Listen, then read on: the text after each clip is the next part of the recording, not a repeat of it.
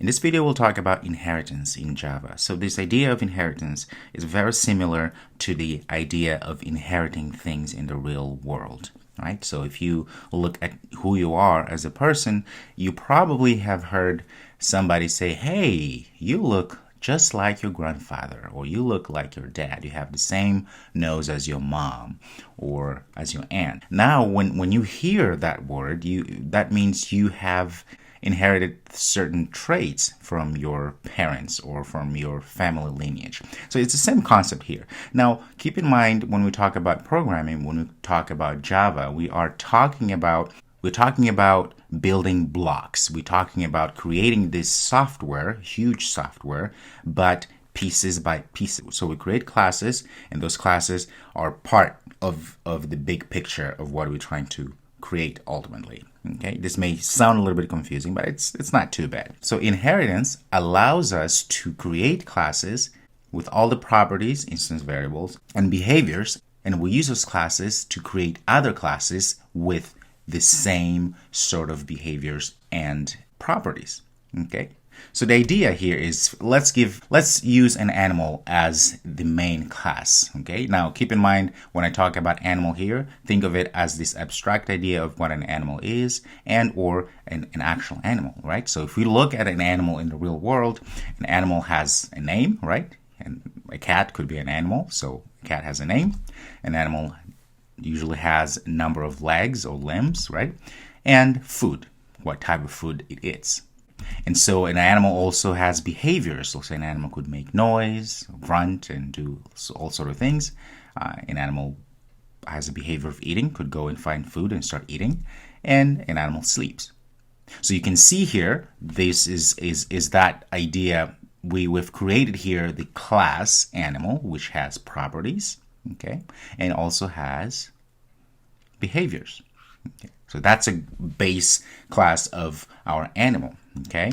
But now from our animal, what we can do, we can create other classes, okay, that would inherit or take the same properties and behaviors from our main class called animal, our parent class here. If we wanted to create a cat class, well, in this case, a cat is an animal, which means a cat will have most of the properties of what makes up an animal.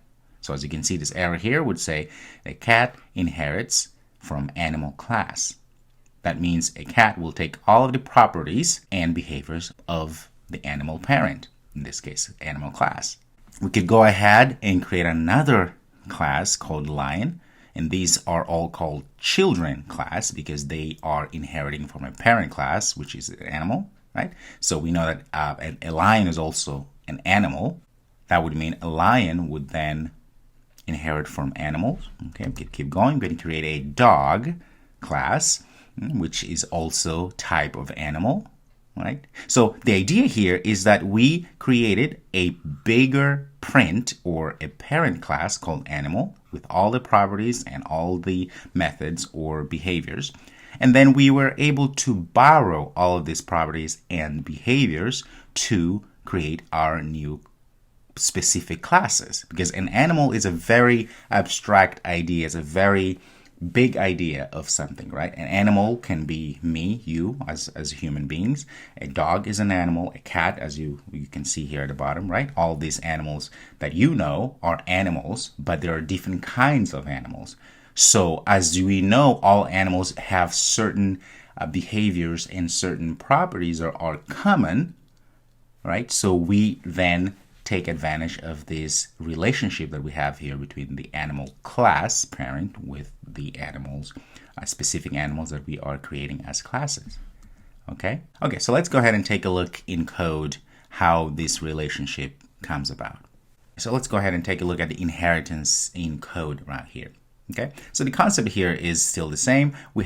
This is our previous class here, ball, and we have main, which is where we instantiate the ball, right? And we spit out the name of one of the objects that we created here, right? So the idea of this inheritance thing, right? If we use ball as the parent class and we wanted to create children classes, meaning classes that would inherit from our ball class, right? We would simply do the following. The first thing we'll do, we go back to our project file here, and inside here we're going to right click and say new Java class, and we are going to name the class that we are going to create, which will inherit from our ball. So let's go back to the idea of what we're trying to do here. So we have ball as the parent class. We want to create, let's say, a beach ball, right? Because now in the category of balls, we would have football, we could have football, we could have beach ball, we could have basketball, we could have all these different kinds of balls,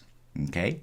So we understand that the main idea of what a ball is, the main idea what a class of type ball is, we understand it would be what we already have created here as an example, okay? So now we're going to take advantage of inheritance to create other classes, children classes, that will inherit from the main ball. That way we don't have to repeat ourselves, right? Because if we understand that the ball class here would have everything that constitutes a ball, then we don't have to create a basketball, a volleyball, or any other type of a ball from scratch per se, because we already have created the blueprint per se, okay? So let's create a class called basketball, okay? Just say okay. And while we're at it, let's go create a new one, Java class called baseball.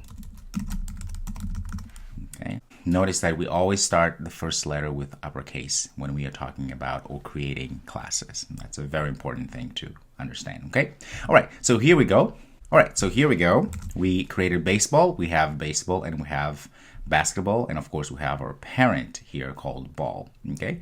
Now, to let Java know, or the interpreter know, that we want to inherit, right, to get all the properties from a ball, here, what do we need to do? We say extends. As you can see, there it is, IntelliSense here is helping us, so say enter. So that extends here, whenever you see extends, that means inherits, okay? So unfortunately, we don't use inherit as the keyword, we use extends. So what are we inheriting from? We are inheriting from ball, and there we go, okay? What this means now, that means this baseball is a child of ball. This is what we're doing here. We're saying now baseball extends ball, which in return means that all of these properties that we have here, these properties and these behaviors, are being inherited by baseball. And of course, we have basketball. We're going to do the same here. Say extends ball. There we go. Now, to prove to you that we indeed have, let me clear this, to prove to you that what I'm just saying, that when you inherit from a parent, you take all of the traits of the parent, we will do the following. Let's go to our main here, okay? Let's go ahead and get rid of all of this, all of that as well. Let me create another object here, right? Because we created this basketball. Let's use, say, basketball. There we go. I'm going to call it basketball. It's equal to new basketball. Check this out. The moment I say basketball dot, so I'm accessing something here. I'm accessing certain properties and behaviors. Notice what happens. It says color, name, bounce, rate, deflate, inflate, and all of that other stuff that we haven't talked about. But you notice the main properties, color, name, and then we have methods here or behaviors, bounce rate, and deflate and inflate. All of these come from ball. If you notice that in our basketball file, we have nothing inside here. It's empty. Therefore, it tells us that indeed inheritance works wonders, works amazingly well, because we didn't have to do anything. All we had to do was basketball extends ball. And there we go. Basketball now has everything the ball has, all the properties and behaviors.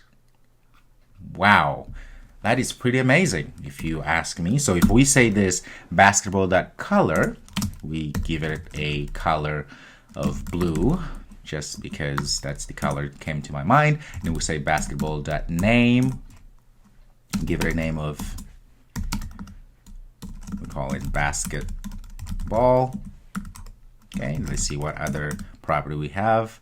That's about it. Now, if we go ahead and say basketball, let's copy this instead of typing, .name, of course, if you save this and hit run, what's going to happen? It says basketball. Well, because we went ahead and did indeed add the name here, basketball, to our property. Okay, the same thing we could have done with baseball, because now it extends ball. We can go back here in the main. Let's go ahead and create another, say, baseball. There we go. Okay, we're gonna go baseball. Go to new baseball. Okay, so we're creating this object type baseball, and notice that our baseball is empty, has nothing, and the same thing was gonna happen because it inherits from ball. It's going to take all of the properties from ball as well. So if we go ahead here and just say baseball.color, okay, we can say brown. Say baseball.name. Let's give it the appropriate name here. It's going to be baseball.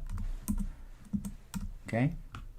And if we change this to baseball, because now we are referring to our baseball object here, if we save this, we should see indeed baseball.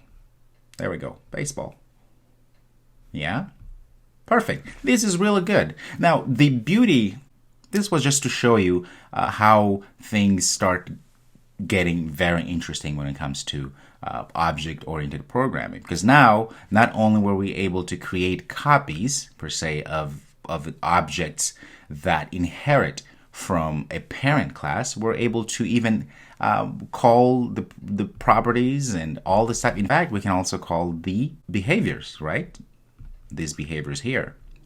Okay, we can go ahead and say baseball, for instance. Say baseball that bounce, and guess what? If we put here, let's see. If we save this, it's gonna say it's gonna say bounce. Bounce baseball. Perfect. Okay. This was an introduction just to get you thinking and learning about how to very simply inherit from a parent class. Okay, which is very, very powerful, and as we will see in our next videos. And just to remind you, what you just learned about inheritance is what governs the whole Java library. All of the internal classes that Java provides, they are all written with this concept in mind. All of them are object-oriented classes that we are using. So I'll stop here and we'll continue in the next video.